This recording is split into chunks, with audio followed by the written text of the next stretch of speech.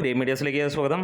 Pushpa 2 world wide 4 ദിനത്തെ collection റിപ്പോർട്ടുകൾ പുറത്തു വരികയാണ്. ഒഫീഷ്യലായിട്ടുള്ള കളക്ഷൻ റിപ്പോർട്ട് ഹിന്ദി മേഖലയിൽ നിന്ന് വരുമ്പോൾ അത് ഞെട്ടിപ്പിക്കുന്ന റെക്കോർഡ് തന്നെയാണ്. ചാനൽ ആദ്യമായിട്ടാണ് കാണുന്നതെങ്കിൽ ഒന്ന് സബ്സ്ക്രൈബ് ചെയ്ത് തരണമെന്ന് വിനീതമായി അഭ്യർത്ഥിക്കുന്നു. ഒപ്പം അല്ലു അർജുൻ ഫാൻസ് ഇടിച്ച് കയറി വാ.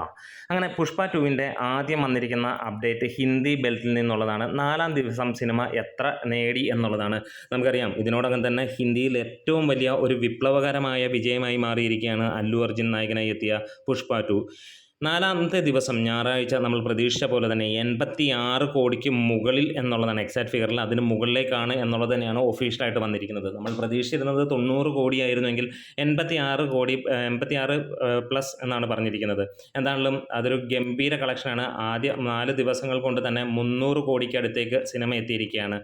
എന്തായാലും ഹിന്ദിയിൽ ഒരു രക്ഷയുമില്ലാത്ത തൂക്കാണ്. ഒരു പക്ഷേ സൗത്ത് ഇന്ത്യയിൽ നിന്ന് വന്നിട്ടുള്ള ഏറ്റവും വലിയ ഒരു വിജയമായി മാറുകയാണ് ഹിന്ദിയിൽ നമുക്ക് ഈ ഒരു സിനിമ. ആദ്യ ദിനം 72 കോടിയായിരുന്നെങ്കിൽ 2-ാം ദിവസം ഏകദേശം 60 കോടിക്ക് അടുത്തും 3-ാം ദിവസം 74 കോടിക്കും മുകളിലേക്കും എത്തിയ സിനിമ 86 കോടി നേടി സർവ്വകാല റെക്കോർഡാണ് ഹിന്ദി മേഖലയിലേക്ക് എത്തിയിരിക്കുന്നത്.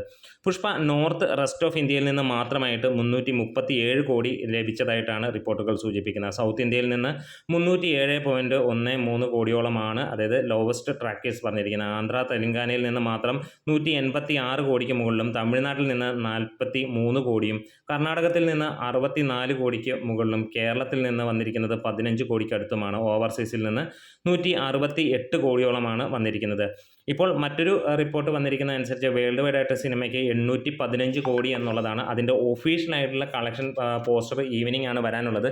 ലീഗ്ഡ് പോസ്റ്റർ എന്നുള്ള ലെവലിലാണ് വന്നിരിക്കുന്നതെങ്കിലും ട്രാക്കേഴ്സ് മുഖാന്തരം വന്നിരിക്കുന്ന ഒരു കണക്കാണ് എന്ന് നമുക്ക് അറിയാവുന്നതാണ്. എന്താണേലും 812 തൊട്ട് 850 കോടിക്ക് ഇടയിലായിരിക്കും സിനിമയുടെ 4 ദിവസത്തെ കളക്ഷൻ. അതൊരു സർവ്വകാല റെക്കോർഡാണ് നമുക്ക് കാണാൻ കഴിയുന്നത്. അതായത് സിനിമ ഈ ആഴ്ച തന്നെ 1000 കോടി കടക്കും. അതായത് ശനി വരെ പോകേണ്ട അതിനു മുമ്പ് തന്നെ അത് 1000 കോടി കടക്കുമെന്നുള്ളതാണ് നമുക്ക് പറയാനുള്ളത്. അപ്പോൾ വരുന്ന ശനി ഞായർ കൂടി ആകുമ്പോഴത്തേക്ക് ഒരു കൊല തൂക്ക് എന്ന് തന്നെയാണ് നമുക്ക് പറയാനുള്ളത്.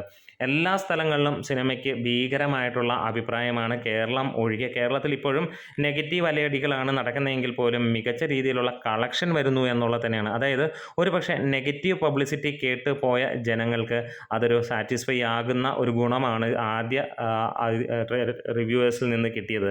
അതുകൊണ്ട് തന്നെ പുഷ്പ ഇപ്പോൾ വലിയ വിജയമായി മാറിക്കൊണ്ടിരിക്കുന്നു. ആദ്യ 3 ദിവസങ്ങളിൽ തന്നെ, അല്ലെങ്കിൽ 4 ദിവസങ്ങളിൽ നിന്ന് 15 കോടിയോളമാണ് കേരള കളക്ഷൻ വന്നിരിക്കുന്നത് എന്നുള്ളതാണ് നമുക്ക് എടുത്ത് പറയാനുള്ളത്. ഇന്നും മികച്ച രീതിയിൽ തന്നെയാണ് സിനിമയുടെ കളക്ഷൻ പോകുന്നത്.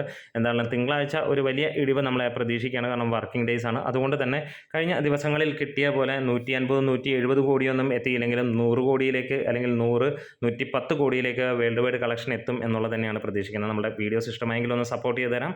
Great medias.